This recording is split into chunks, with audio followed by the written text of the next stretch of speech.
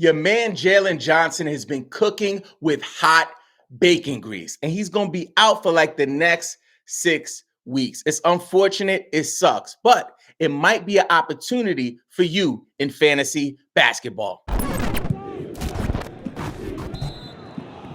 We believe every NBA fan that plays fantasy football should also play fantasy basketball. Before we talk about Jalen Johnson and how you can take advantage of the situation, we want to quickly go over some important information for the NBA schedule, things you need to look at for week 6 of the fantasy basketball season. So let's just go through which teams play, how many games each team plays, I should say. So 4 games, we have Denver, Detroit, the Clippers, the Lakers, the Pelicans, and the Jazz.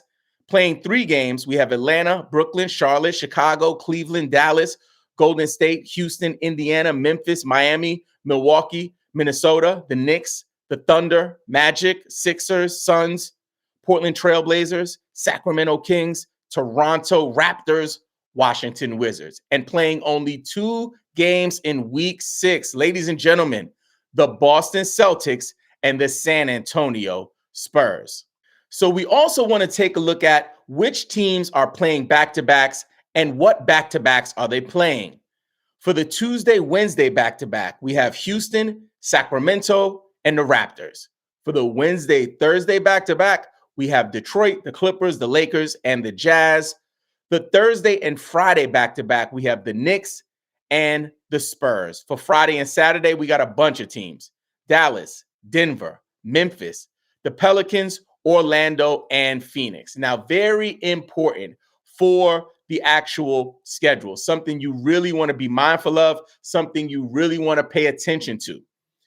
You can stream pretty much every single day, Monday, Tuesday, Wednesday, Thursday, Friday, but you cannot stream on Saturday. There'll be too many teams playing. I think it's like 12 teams playing that day, or 12 games that day, right? But Sunday, this is a nugget, y'all. On Sunday, there are no games on Sunday, right? With the in-season tournament coming to an end, there's going to be some wonky activity happening. So be mindful. On Sunday, there are no games. Here are the top 5 waiver wire targets you need to pay attention to for week 6 of the NBA season.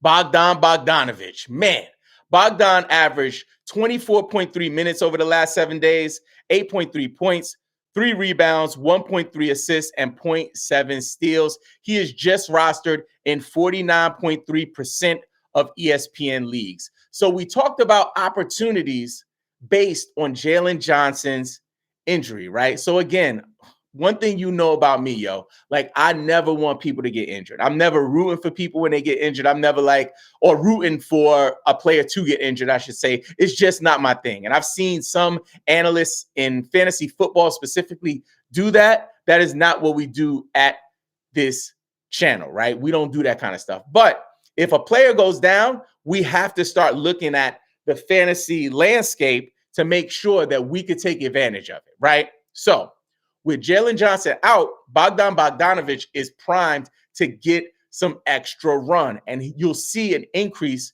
in his production. So if he's available, this is someone you want to sit on, because with Jalen Johnson being out for up to 6 weeks, this might be something that materializes over the next couple of weeks. So be patient if you can. If you're in a position where you're winning, he could be somebody that gives you value for the next few weeks. So I would go ahead and add Bogdan Bogdanovic. Next up, Jaden Ivy. Over the last 7 days, Jaden Ivy is averaging 30 minutes per game, 17 points per game, y'all, 3 rebounds, 3.3 assists, 0.7 steals. And on the season, he's averaging 12.5 points. So that's a big jump. In the last 7 days, 17 points. For the season, 12.5. So I had the opportunity to check out a Jaden Ivy game recently, right? Jaden Ivy, not in person, sorry. I was covering a Jaden Ivy game, right? So I was covering his game and I was watching him. And you know, my lens is like looking for Cade. I want to see what Cade's going to do. I want to see if we can salvage this season for fantasy, right? Cade had a pretty good game, but this was against the Indiana Pacers, right? The game where Halliburton crossed Asar Thompson and had him slide like into the front row was bad. But for Jaden Ivy, man, he's aggressive. Like he passes the eye test. And I didn't really get to see much of him, in the last couple seasons. But this year, I really had a chance to really put him under the microscope and see what was happening. And it seems like he has a lot of potential. So I don't know if he will be a long-term hold, but I definitely think he's somebody, if he's available, you might want to fire him up to see if he can bring you back some value. Next up, Alex Caruso. Oh, baby. Man, I love Alex Caruso. I just love basketball players who ain't afraid to play some defense, y'all. Like playing defense is like my jam, right? It's my basketball love language, man. And people out here like who don't play defense, the first thing I say to myself is like, where they do that at? Like, y'all don't play defense? Like, come on, man. So Alex Caruso is over the last 7 days has averaged 10.7 points per game, 4 rebounds, 1.7 assists, 0.7 steals, 0.3 blocks, only rostered in 17.2% of ESPN leagues. So first things first, I'll say like that's not sexy, right? Like that is not a sexy stat line by any stretch of the imagination. But word on the street is Alex Caruso just moved into the starting lineup. So that could all change. So this is something that you want to like do an ad and then pay attention. Add him and then do the math. See if he has any kind of increase in usage, increase in minutes, increase in production over the next few games. Because Alex Caruso, if he gets like the opportunity, has proven time and time again that he can be a solid fantasy producer. He's just kind of been a fringe waiver wire guy this season, but I believe he could take it beyond that if he really gets the opportunity. Next up, Isaiah Joe. Now, man, but OKC, man, like, listen, I'm not on this channel. I don't even want to say Josh Giddey's name right now because I don't want my channel flagged. Like, people out here in these streets are petrified because of covering this story. So we won't go into detail on that side of it. We're going to talk fantasy, right? So one thing about my philosophy around fantasy basketball and just fantasy sports in general. I play fantasy football as well. I don't do much fantasy baseball or fantasy hockey, but if you got a league and you want to invite me, let me know. I'd be open to trying those sports as well. This is my philosophy, that the fantasy player who can look ahead like Magic Johnson on a fast break to see Michael Cooper out the corner of their eye, to catch him with the no-look pass, whoop, whoop, ta-tow. That's the player who wins. And sometimes it involves a risk. Sometimes it involves a gamble. Sometimes you got to put your money on the table and you just got to roll your dice. And Isaiah Joe is that type of play. If, in fact, some negative repercussions materialize due to the unfortunate, allegations against Mr. Giddey, this could be a lot of run for Isaiah Joe. So for me, he might have some short-term standalone value as like a streaming option, like stream and drop type of guy, add, drop. But if, in fact, something goes down where your man is compromised, this could be a huge opportunity for the people who grab Isaiah Joe. From the LA Clippers, Norman Powell. I'll raise my hand and say, when Harden got traded to the Clippers, I was like, yo, you got to watch out because Norman Powell about to lose some value. Yeah, you better drop him. Yeah, you better watch out. I was that guy. I wasn't saying drop him. I'm exaggerating a bit. But I did say he would take a hit. I did believe he would lose some value. But since Russell Westbrook has volunteered to go to the bench, your man Norman Powell, when he comes in the game now, he is storming Norman. Like, he is putting up wild production.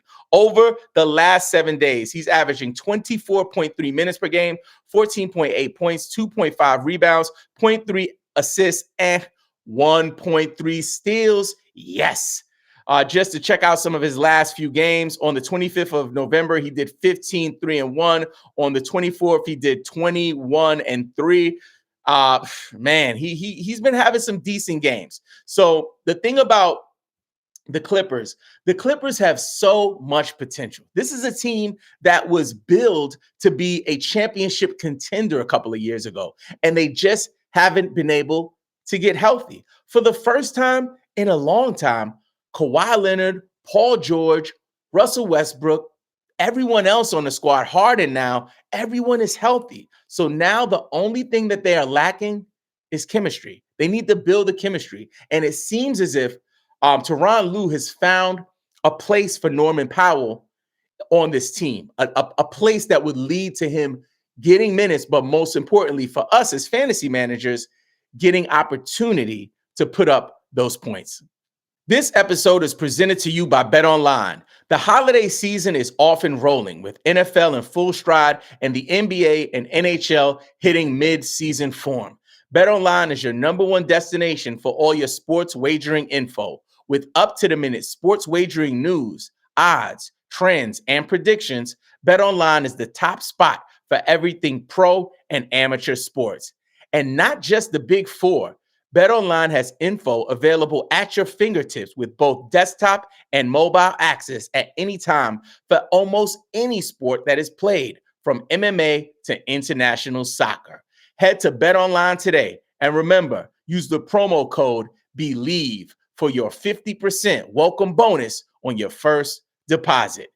BetOnline, where the game starts. Here are the top 5 buy lows you need to pay attention to for week 6 of the NBA season. First up, my man, Evan Mobley. Evan Mobley is someone that I was super high on during draft season. Although he has been decent, he has not performed on the level that I believe he will perform on. Now, I get it. So far, he's coming out the gates kind of slow. So maybe you're like, I don't know. The return on value that you could get for him if you make the right deal is huge, because if he turns the corner, he could be like a cornerstone to a championship fantasy basketball team. Next buy low, I don't think you guys are going to like this one, but I'm going to share it anyway. Victor Wembanyama, a.k.a. Wemby. Now listen, Wemby's doing great. I'm not saying that your man Wemby is whack. I'm not saying that he's garbage. I'm not saying that he's dumpster juice. And I'm not saying he's drinking hot dog water. What I am saying is that there's a narrative being created right now around Wemby and Chet Holmgren. And people are like, whoa, I paid this much second round value in some cases for Victor Wembanyama, and I got a deal on Chet Holmgren. So this is really about attacking that angle and that narrative and trying to see if your Wemby manager in your league will look at it like, yo, your man is not even on Chet's level. You know what I'm saying? What can we do to make it happen? Now, on the record, just so there's no confusion, I would not trade Chet Holmgren for Victor Wembanyama. And I'll also remind you that throughout the preseason and draft season, we were high on Chet Holmgren, and we had questions about Victor Wembanyama. And if I had to pick which one I would take first, I would take Chet Holmgren. But there are other players on your roster that you could actually package into a deal to see if you could bring Victor Wembanyama to your squad. So I don't think that he's going to outperform Chet Holmgren in fantasy basketball this season. But I do believe he will be a solid fantasy producer for this season and for years to come.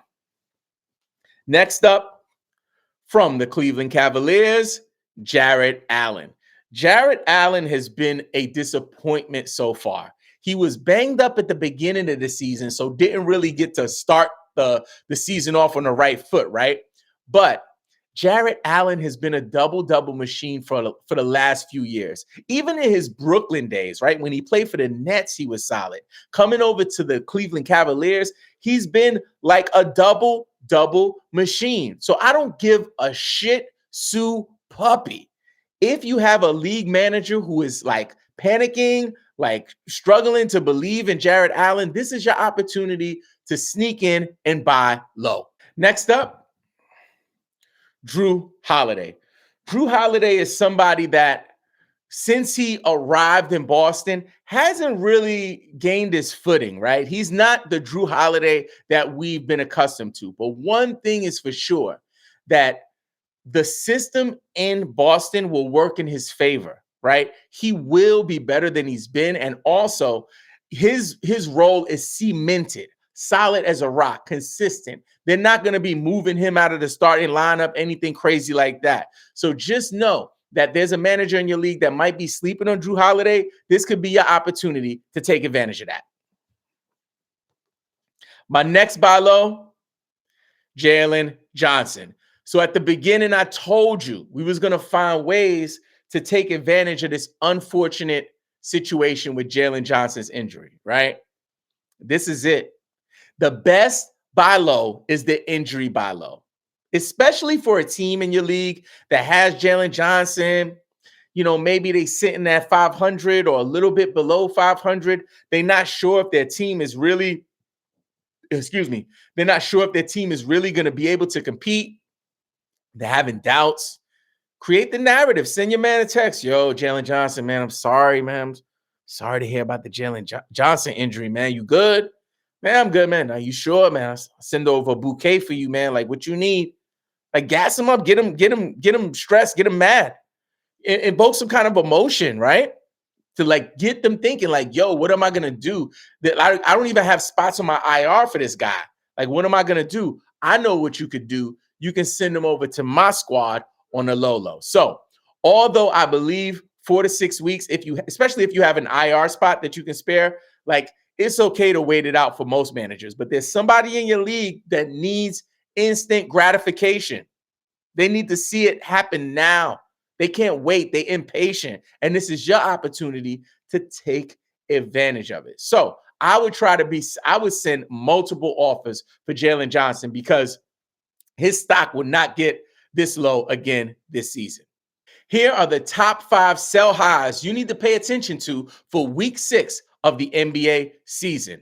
Lauri Markkanen. So for me, quick story.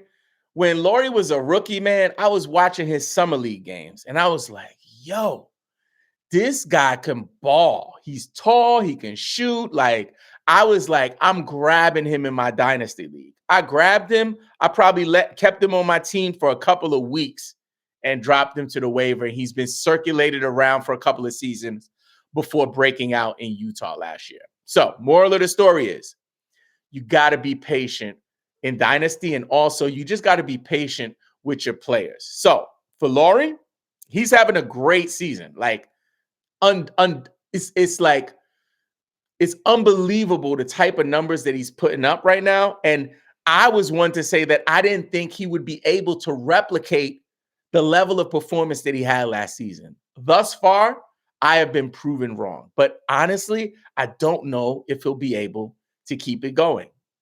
So for me, in this situation, if he's on my roster, I'm trying to see if I can get a first round guy for him. What's up? Let me get some Steph Curry. You know what I'm saying? Let me get some Tyrese Halliburton. I throw you an extra piece. Boom. Let me get some SGA. Boom. Let me get some Joker. I give you two. I give you my 10th and 11th best guy. Boom, boom. What do you got to do to bring back a first rounder by moving Lauri Markkanen? And that's what I would start thinking about. What pieces on my bench am I okay with giving up to package in for a deal to bring him back to the squad? Next up, someone who's been burning the nets, Kyle Kuzma. Kyle Kuzma is not my favorite fantasy basketball player. Honestly, he's not my favorite real life player. Like, I'm not about that Kuzma life, but he is on fire this season. He had a great season last year and people drafted him a little bit higher. He has been producing. So if you can get a return on your investment right now while this man is hot, I would make a deal and move Kyle Kuzma. This one's going to break your heart. This one going to make you mad because it makes me mad. I don't believe I'm even saying it. I'm throwing up in my mouth a little bit just saying it, man. Lamelo Ball. Yes, Lamelo Ball. Man, Man, LeVar Ball would have my head if he knew that I was trying to sell high on one of his sons. Listen, man, LaMelo Ball is going off right now. Like, he's like, I've been watching a bunch of his games, right? He's doing like the passes. He got Miles Bridges back. And I believe Miles Bridges is having a tremendous impact on LaMelo Ball's fantasy game. Like, he's in the right spots. Like, yo, it's just really impressive to see what LaMelo Ball has done over the last few weeks. And the way he started out the season, people had concerns if he would be able to give the kind of return on the draft capital that you invested in him. With that said, again, if I could get somebody like Tyrese Halliburton, you know what I'm saying? Embiid, Jokic, these kind of guys, man, listen, I'll give you an Asar and raise you a Tobias Harris. Come on, man. Like, I'm serious. Like, LaMelo Ball, I believe, will be valuable this season. But if I could turn a LaMelo Ball into a SGA, if I throw in some other pieces, then I got to make that move. Speaking of Tobias Harris, my next sell high, Tobias Harris. Tobias Harris has had a phenomenal start to the season, especially with the trade of James Harden. He's been one of the beneficiaries of the absence of the problem, aka the beard. Ooh, I don't want to go there. But I would say that Tobias Harris, he's just not that guy. He's not that guy for fantasy. He's a consistent player, but somebody that if you included in a deal, you can probably bring home somebody that would make you more excited about your fantasy basketball team. Miles Bridges. Yes, I said it. Miles Bridges. Yes, I said Miles Bridges and Josh Giddey in the same episode. I did that. I did that. I raised my hand. I take full responsibility. With that said, Miles Bridges is a sell high for a couple of reasons. First reason, he's been performing very well. He has been really, really bringing a ruckus like a Wu-Tang concert, right? He's really been doing his thing. Second reason why you should think about moving him, anything can happen. We might get an alert from Shams. You might get a Woj bomb. This just in. Miles Bridges, there's been a warrant for his arrest, and he will be leaving the team for 8 weeks. Dun, dun, dun. What happens then? Move him. I say move him, right? Especially if you're in a redraft league. For me, I'm in a couple of dynasty leagues. I am holding Miles Bridges. But I don't know. You might be like, if you drafted Miles Bridges, you drafted him late, like 9th, maybe 8th, 9th round. When did you draft Miles Bridges, right? Nobody drafted Miles Bridges in the 3rd round, right? Or you picked him up off of waivers because he was probably on your waiver wire right before he came back, right? So you telling me if you can get a 3rd round guy for somebody you picked up off of the waiver wire, you wouldn't do it? Come on, man. Tis the season. Tis the holiday season. Trade Miles Bridges and see if you can get that hookup with that 2nd or 3rd round player. So next up, we're going to open up the Believe in Fantasy Basketball mailbag. This is really cool because members of our Discord community ask questions, and sometimes you have the exact same question. So the first question is from my man Ethan OG5708. He says, what's happening with Triple J, Jaren Jackson Jr.? So last episode, Jaren Jackson Jr. was one of our buy lows, I believe, right? So he has been slumming in terms of his block numbers, and that's what's wrong with him. He had a career best, I want to say 3 blocks a game last season. This season, he's like 1.7, 1.8, something like that. It's not good, right? But chances are, especially when Ja comes back, it's going to kind of settle things down for the entire team and give them a bit of stabilization. I think they're a little unstable right now. It's just like some formula that they're just putting stuff in. You got some D-Rose? Put some D-Rose in there. What do we got? We got some Desmond Bane? Yeah, give Desmond Bane the keys to the car. Aldama? Like, what are you going to do? Let's do it, right? They're just throwing spaghetti at the wall and losing. When Ja comes back, stabilized. They will stabilize over the course of his first couple weeks, and Triple J will come into more of what is his true form. So this is not Triple J. So what is the problem? It's the block numbers. Will they come up? I believe they will. They might not be career best, but they will come back up. I believe so. So just if you're holding him, stay patient because you're not going to be able to get any value if you try to trade him while he's at a low point. The next question is from my man Money Murray, and this is a good one. He says, what's the difference between a good waiver ad when it comes to points leagues versus 9-cat? So for points leagues, because players get points, a certain point value for every action or, every stat line, whether it's for points, threes, assists, steals, blocks, they just have a point value. So you just want to get the people who can do any of the things, right? So if it's someone who specializes in threes, like let's say a Buddy Hield, that's good to have Buddy Hield on your team, right? He gonna put up points, he gonna put up threes. You get points for both, right? In most default settings on ESPN, Yahoo, whatever. For category leagues, however, what you're really looking for 9-cat, what you're looking for, is making sure that you're aware of the build of your team. Like, what are there any categories that you're actually punting or neglecting, right? Saying like, all right, so I know I can't win assists, so I'm going to punt that category and not put really any focus there in terms of the roster acquisitions that I make. So the big thing for 9-cat is to be aware of where you are winning. And sometimes people are punting and they don't even know they're punting, right? They just lose in a category every week, right? Like, so I'm in one category league and I just keep losing assists every single week, losing. So I decided I'm going to go all in on a punt assist strategy. So that's really what you want to pay attention to for your points leagues. Waiver wire, you want to just grab the player who's contributing on any and every level. An easy way to do it, especially on ESPN or Yahoo, if you check out their recent production, just look at like their last 7 games or so, right?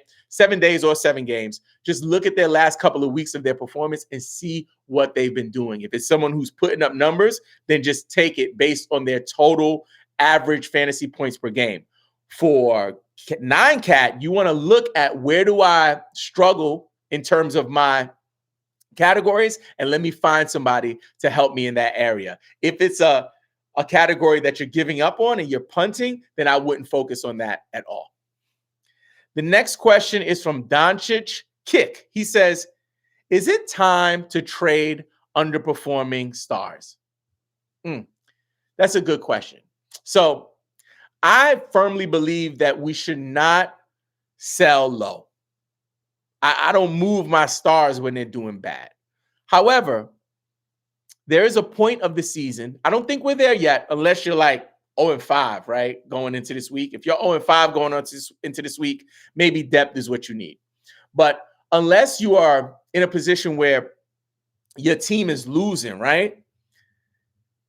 Then I would try to hold on to my star and let them bounce back, especially if it's somebody you drafted in the first or second round. You might want to hold and just be patient. But if you're struggling, I'm 1-4, I'm 2-3, I'm 0-5. Whatever. If you have a bad record and you're like, I need depth right now, that's the exception. That I would look at moving that first round person, that second round person, to see if I can get depth and a good deal with the depth. I'm not taking like pennies. I want something substantial if I'm moving one of my top players on my team.